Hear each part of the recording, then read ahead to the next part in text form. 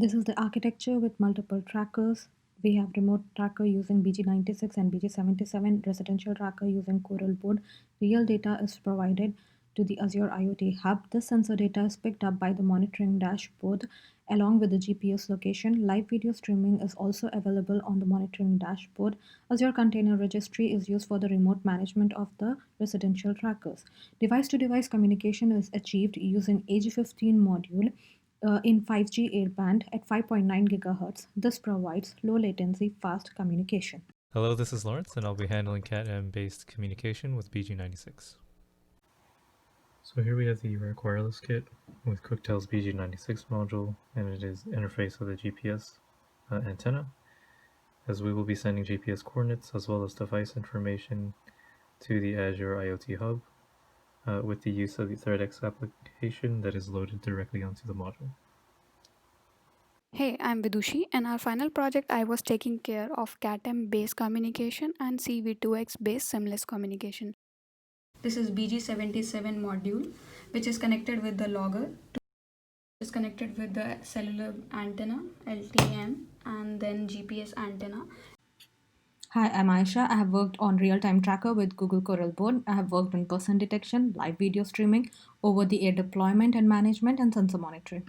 Here is the Google Coral Board setup. We have the environmental board and the camera attached to the Coral Board. 5 megapixel camera is used for person detection and live video streaming. Environmental board detects the temperature and ambient light. Hazardous conditions are simulated by using the hairdryer to increase the temperature and candle to increase the fire ambient light in case of fire. Hi, I'm Saleha and I have worked on the design and development of the monitoring dashboard in a project, integration of the dashboard with devices using Azure IoT Hub, deployment of the dashboard on AWS and Heroku platform. Now I'm going to present the dashboard with complete integration of multiple IoT devices. Currently, there are no active devices. Hey, this is Lawrence, and I'll be presenting telemetry data coming from BG96 to the dashboard. Here you can see the initial setup for MQTT and connecting. Here I can start, and it'll be waiting to receive events. As you can see on the right, it's now publishing. On the right, it's receiving these 10 messages that were... QuickTel BG96 data is coming. In order to track the device, we can check the location of the device. So the screen on the right side will show the ThreadX application console logs, and the screen on the right side will show the Azure IoT telemetry, which will show up the data coming from the device and sending over the server by using the MQTT communication protocol.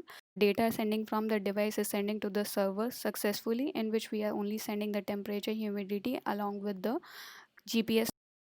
So now QuickTel BG77 has arrived, and we can switch to that device to view the sensors data, temperature and humidity for BG77.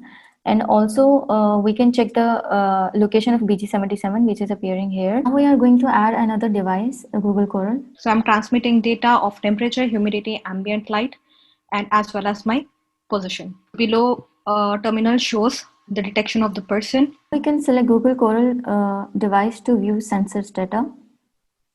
Here we can see that we are getting temperature, humidity, ambient light and pressure, and also the location of the Google Coral device.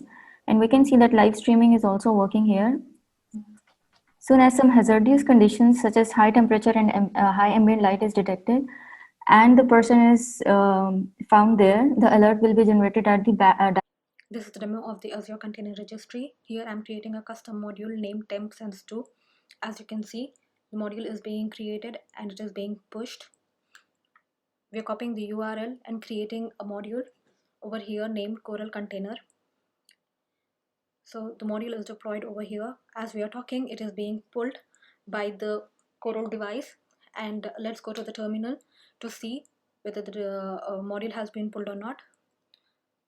So yes, the module is pulled and the device is sending the data.